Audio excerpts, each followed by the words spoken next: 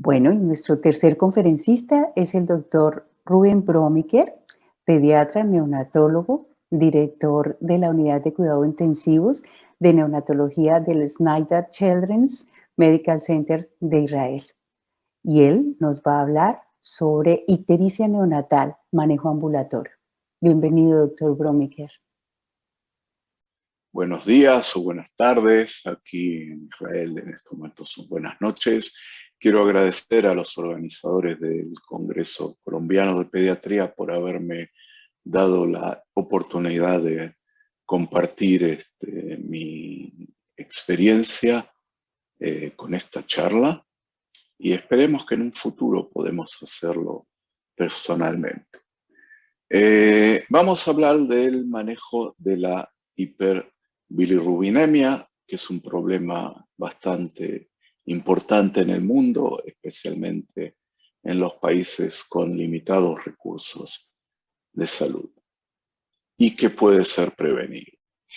El problema ya se conoce desde hace mucho tiempo y la primera publicación conocida data de fines del siglo XVIII, por Baum, en la Sorbona, presentando varios casos de Kernicterus. Y este es un lamentable caso de Kernicterus que vimos en Israel, un corte patológico donde podemos ver los depósitos de bilirrubina a nivel de los ganglios basales y del hipocampo. La toxicidad de la bilirrubina, de hecho, es el depósito de bilirrubina a los niveles que hemos visto, y cuantos más altos son los niveles de bilirrubina indirecta, libre, mayor es el peligro. En cuanto a la clínica, brevemente trataremos de hacerlo. Está la encefalopatía aguda por bilirrubina, que sería el primer estadio, cuando un bebé está expuesto a altos niveles, severa ictericia, y se lo puede ver que está letárgico, con succión pobre, hipotonía, un llanto característico agudo y estupor. Aquí podemos ver el segundo estadio en la foto con la hiperextensión de los músculos espinales y de la nuca, lo que se denomina opistótonos. También hay hipertonía y fiebre. En el estadio siguiente, a la segunda semana, que sería el tercer estadio, la hipertonía vuelve a ser hipotonía, menor estupor y succión y deglución pobres, y todo esto es el caso de la encefalopatía aguda clásica. El Kernicterus ya sería más crónico, luego del primer año, con hipotonía, retraso motor y anomalías extrapiramidales, como veremos más adelante, limitación de la mirada hacia arriba y espasmos musculares involuntarios. También puede haber una reducción de la función cognitiva, sordera y displasia dental. Ya en la época más moderna se realizaron estudios con resonancia magnética viendo un incremento de la señal a nivel del globo pálido, pero aún no está claro si esto ocurre solo al inicio y cuánto tiempo persiste y cuál sería la importancia pronóstica. Probablemente lo más frecuente sería lo que se denomina el espectro del Kernicterus o encefalopatía bilirrubínica sutil. Es la lesión más frecuente y menos severa, con trastornos más leves y alteraciones neurológicas leves, como hipoacusia aislada, neuropatía aditiva y otras cosas que podemos ver en este slide, que hace una correlación clínico y patológica con el área donde se deposita la bilirrubina, creando daño. La bilirrubina ingresa al cerebro y en la corteza creará un retraso cognitivo.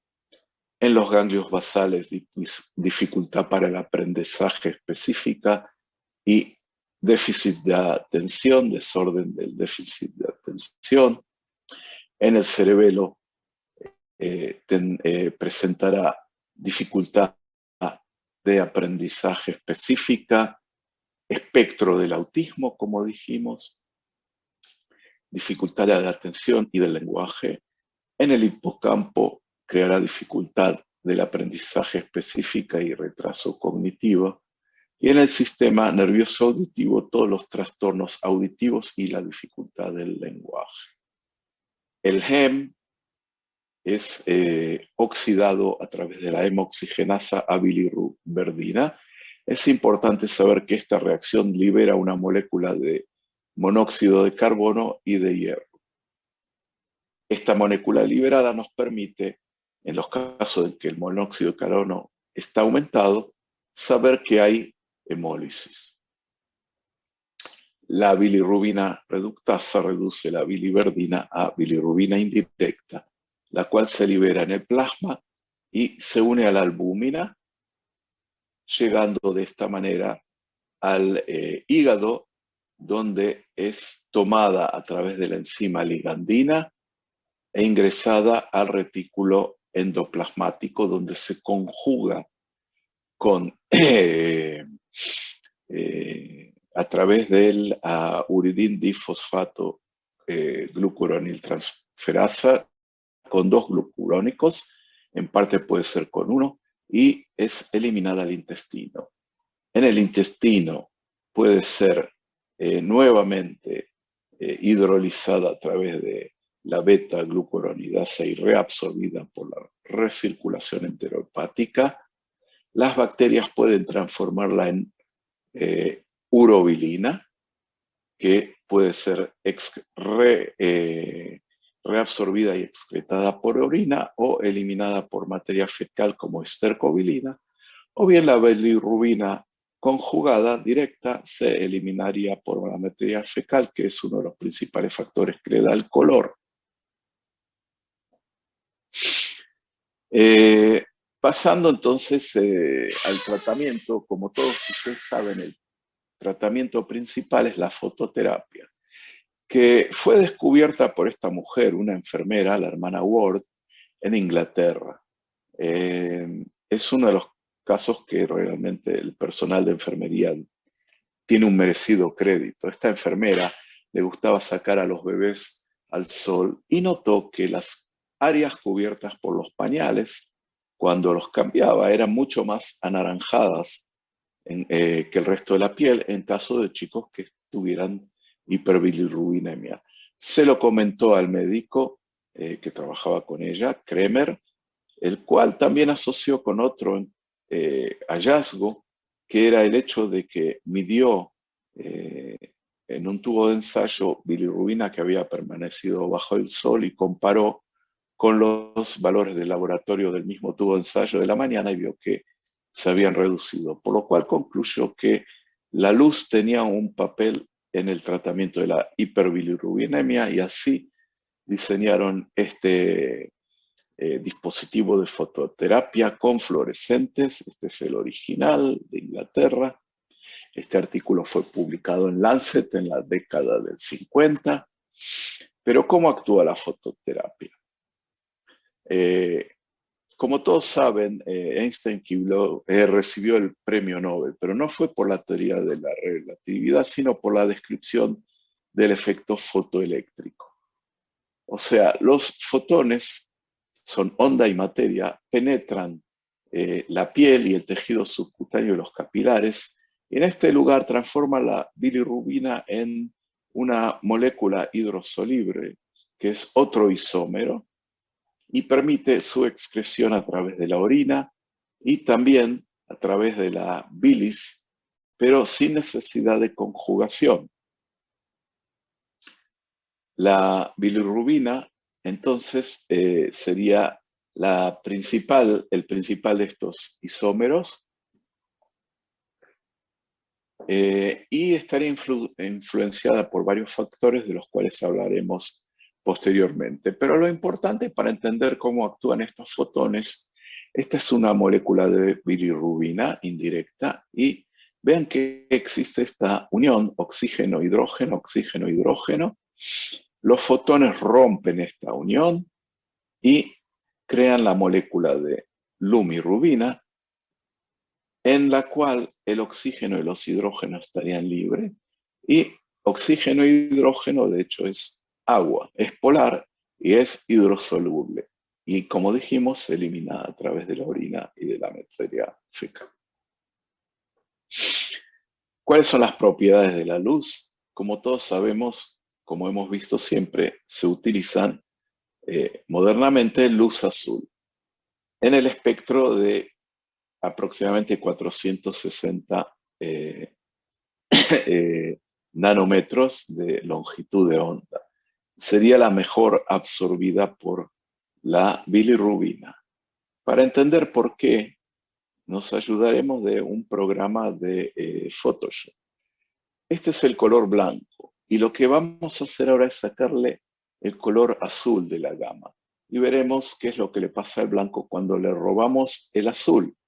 Se transforma en amarillo. O sea, todo lo que es amarillo porque absorbe el azul y refleja todo el resto del espectro, inclusive la bilirrubina. Por ese motivo, la luz azul sería la más adecuada para el tratamiento. En esta diapositiva podemos ver una síntesis de la fototerapia. Este es una fuente de emisión de fototerapia de LED. Tiene el espectro azul, como dijimos, que es el mejor para el tratamiento. La distancia debe ser mínima para incrementar la irradiancia, o sea, la intensidad de la fototerapia. La fototerapia estándar, antes de la fototerapia intensiva, daba una irradiancia de aproximadamente 10 microwatts por centímetro cuadrado por nanómetro, y la intensiva, que se basa en una mayor intensidad y cercanía, tiene más de 30 microwatts por centímetro cuadrado por nanómetro.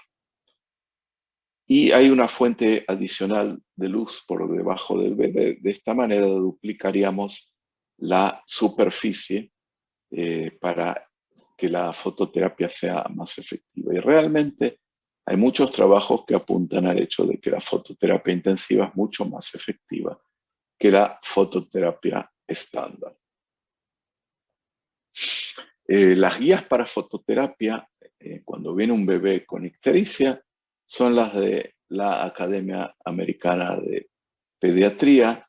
La curva superior son, aquí vemos horas del nacimiento y aquí niveles de bilirrubina. Entonces la curva superior corresponde a bebés de términos más de 37 semanas sin factores de riesgo. La curva del medio son bebés de término con factores de riesgo o pretérmino sin factores de riesgo, y la curva inferior son bebés de pretérmino entre 35 y 37 semanas con factores de riesgo.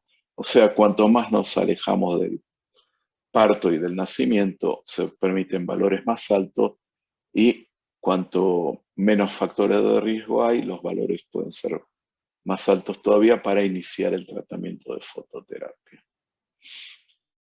En cuanto a la técnica, podemos tener dispositivos como vimos fluorescentes, spots, Billy Blankets, que son desde arriba y desde abajo, y más modernamente LED, o sea, Light Emitting Diodes.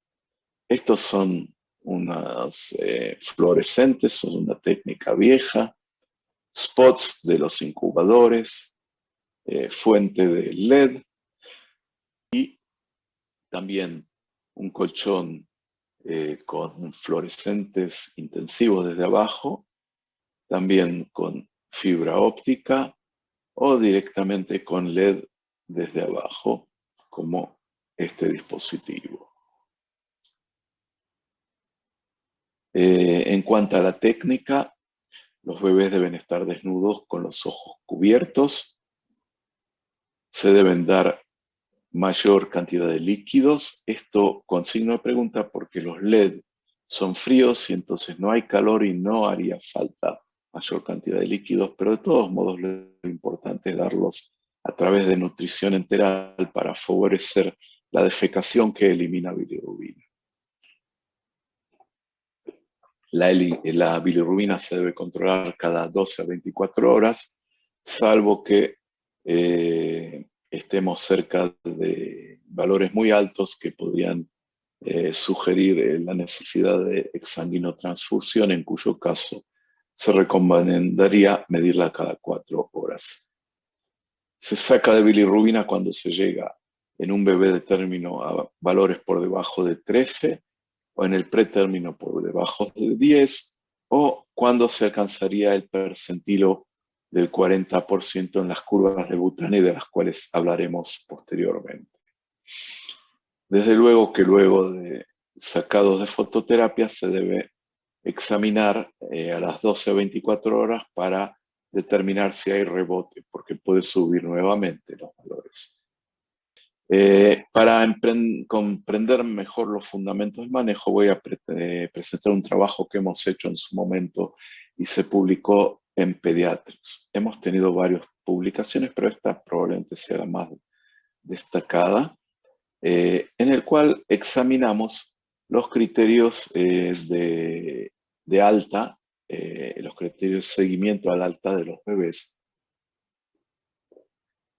y quisimos examinar qué es lo que pasa con los criterios que usábamos hasta el momento. El objetivo era evaluar fundamentalmente los percentilos con sus criterios y también evaluar el impacto que hizo la adición del tamizado universal de bilirrubina utilizando la técnica transcutánea para el manejo prealto en la predicción de la reinternación para fototerapia primaria. Dado que casi no vemos Kernicterus, este podría ser un proxy del Kernicterus, es decir, ¿qué es lo que pasaría si no tuviéramos toda esta serie de protocolos intensivos para evitar el Kernicterus? Y evaluar los casos de falsos negativos, o sea, los bebés que aparentemente no debían ser citados a seguimiento y que de todos modos desarrollaron hiperbilirrubina. En cuanto a la bilirrubina transcutánea, es una técnica de tamizado que mide el color amarillo de la piel y del tejido subcutáneo. Distintas poblaciones podrían tener distintos valores, pero su ventaja es que permite, evita subestimar la ictericia clínica y da un valor instantáneo muy fácil. Y también podría ser útil su uso en la práctica ambulatoria, en las clínicas en la comunidad, porque es más objetivo que la evaluación física simple. Y también se usa como screening para determinar qué bebés deben tener medido la bilirrubina total plasmática o sérica. No reemplaza el gold standard, el estándar de oro, que es la medición en plasma suero de bilirrubina, que es la que se debe usar para tomar decisiones, y puede subestimar el valor total sérico, principalmente cuando hay valores elevados. Por ese motivo, reiteramos, hay criterios para saber cuándo se debe medir la bilirrubina. De todos modos, aquí vemos que tiene una correlación bastante adecuada. Estos son 3 dispositivos distintos, de distintas marcas, y vemos que todos tienen una correlación bastante adecuada con los valores de bilirrubina sérica o plasmática. Aquí podemos ver cómo se evalúa.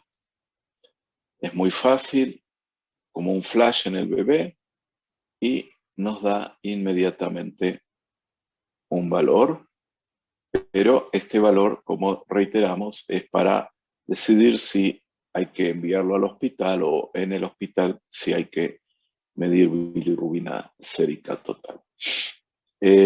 Bueno, entonces el criterio era la evaluación prealta de la ictericia. El alta en este hospital se daba en un mínimo como mínimo a las 48 horas. No alta temprano, se introdujo el tamizado universal y los criterios para medición de bilirrubina eran, sí, estas son las curvas de Butani, que de hecho son los percentilos de valores de bilirrubina en cuanto al tiempo del nacimiento. Y Buchanan creó áreas de riesgo.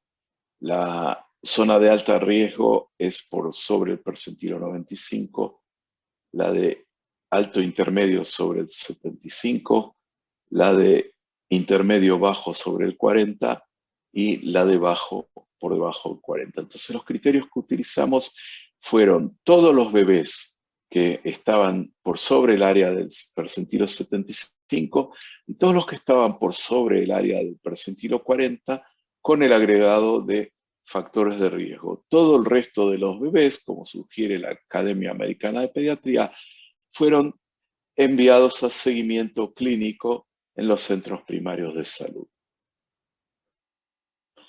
En el seguimiento programado, a los 24-48 horas, se medía bilirrubina total plasmática y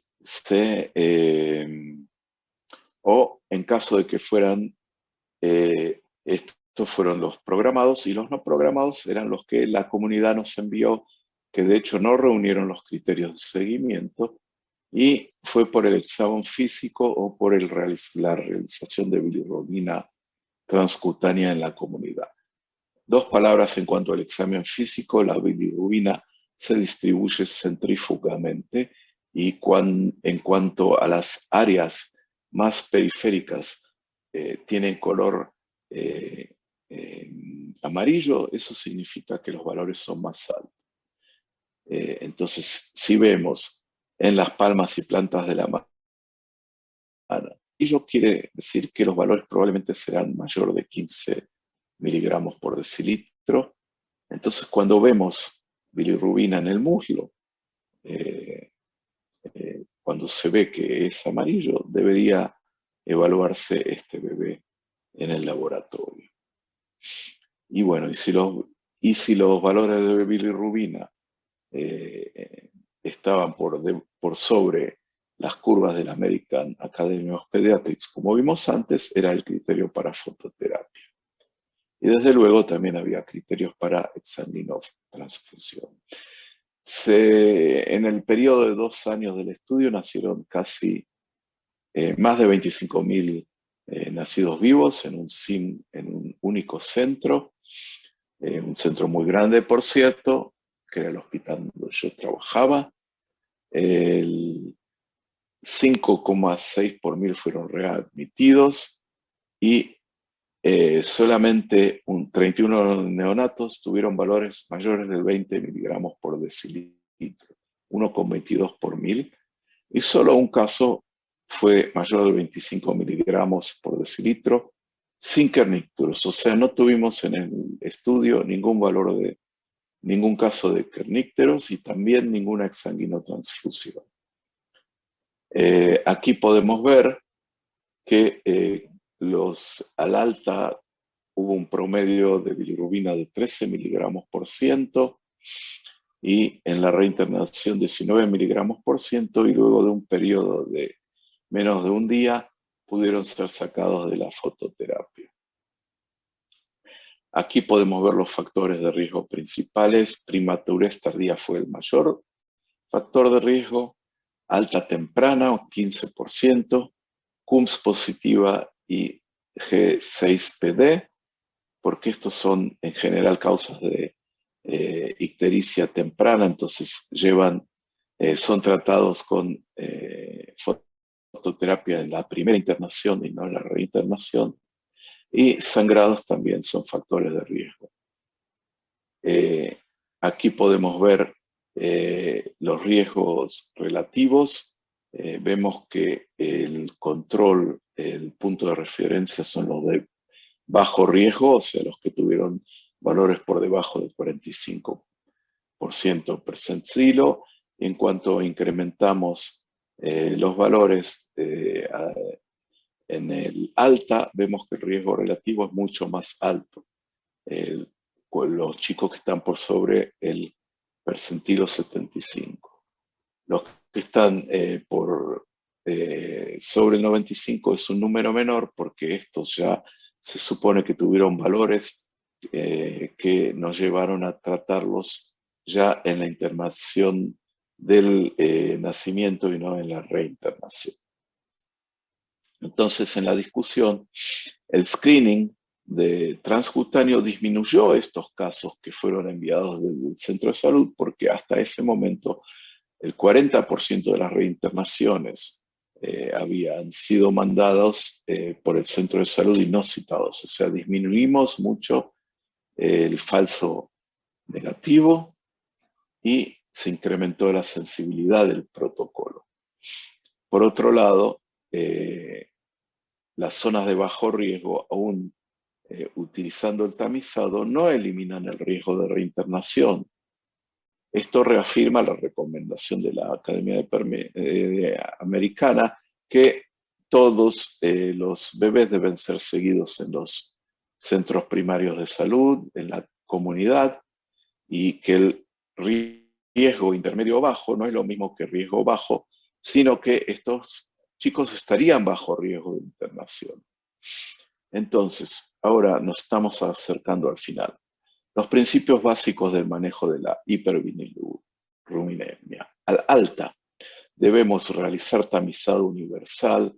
El alta debe ser a las 48 horas y se debe evaluar si hay o no factores de riesgo y saber que la mayoría de los casos de ictericia en los chicos menores de 24 horas es porque hay hemólisis. Se debe evaluar la lactancia e hidratación adecuadas y el seguimiento universal a los 2 a 4 días luego del alta.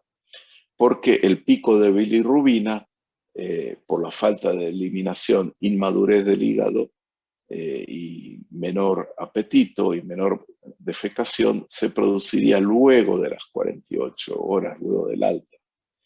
Ante niveles extremos de bilirrubina, que se acercarían al de exsanguinotransfusión, deberían estos bebés usarse el método del crash cart, el tratamiento temprano, agresivo y eficaz.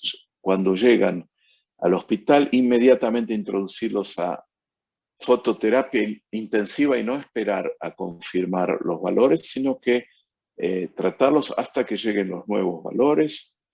Como vimos, fototerapia intensiva, preparar sangre para exsanguinotransfusión en caso de que los valores sean muy altos, hidratar en principio a través de la vía oral para aumentar la defecación, insertar líneas umbilicales sin esperar para no perder tiempo y realizar la exsanguinotransfusión cuanto antes para incrementar la eliminación de bilirrubina y bajar la acumulación. En conclusión, el Kernicterus sigue aún con nosotros. La mayoría de los casos puede ser evitable con un manejo protocolizado como corresponde y atención desde la comunidad también. Y es muy necesario el alto grado de concientización y debe ser evaluado tanto pre como post alta y no olvidar la evaluación de los factores de riesgo.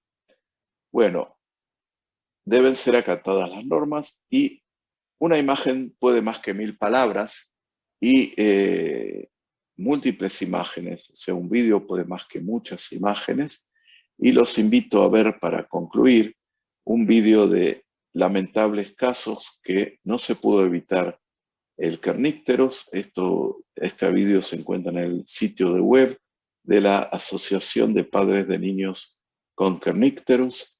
Aquí podemos ver los trastornos que pueden ser evitados a través de un manejo y seguimiento adecuados. Entonces, todos ustedes como pediatras no se debe subestimar, sobre todo en lugares que se dan altas tempranas Miren este chico cómo se dificulta para hablar y para mantenerse, para escribir, para deambulación, y todo esto puede ser evitado. Así que el mensaje fundamental para que lleven a casa de esta charla es estar atento y no subestimar y derivar a seguimiento en la comunidad. Muchas gracias nuevamente por haberme escuchado y quedo a su disposición para preguntas en caso de que haya alguna vía para hacerlo a través de mi email o si habrá alguna discusión. Gracias nuevamente por haberme invitado y hasta pronto.